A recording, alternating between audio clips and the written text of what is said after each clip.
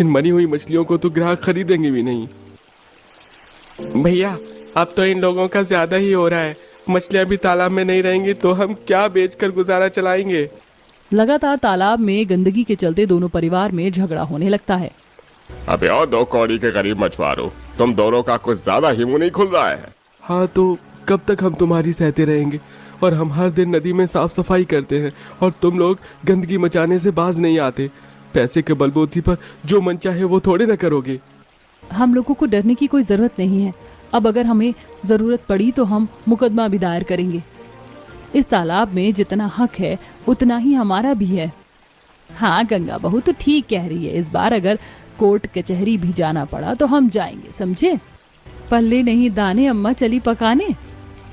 खाने को तो लाले पड़े हुए तुम लोगों के, और कोर्ट कचहरी जाओगे। हमारे पास इस तालाब के कागज हैं, ये जमीन जड़ से हमारी है और ये तालाब भी। तुम लोगों के पास तो ठेंगा भी नहीं है।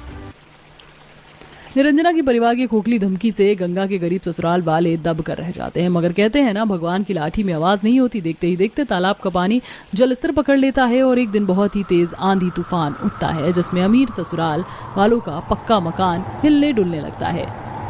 जैसे ही वो लोग घर से बाहर निकलते हैं तो उनकी आंखों के सामने उनका पक्का मकान चूर चूर हो जाता है।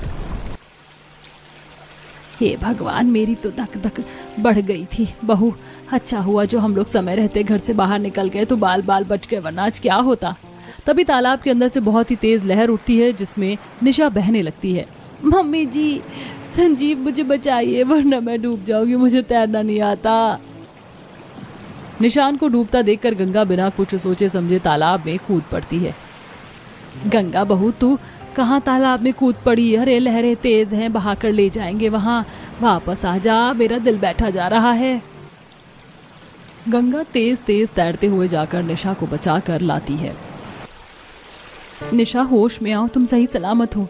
निशा बहू, तू आंखें क्यों नहीं खोल रही है? उठ जा।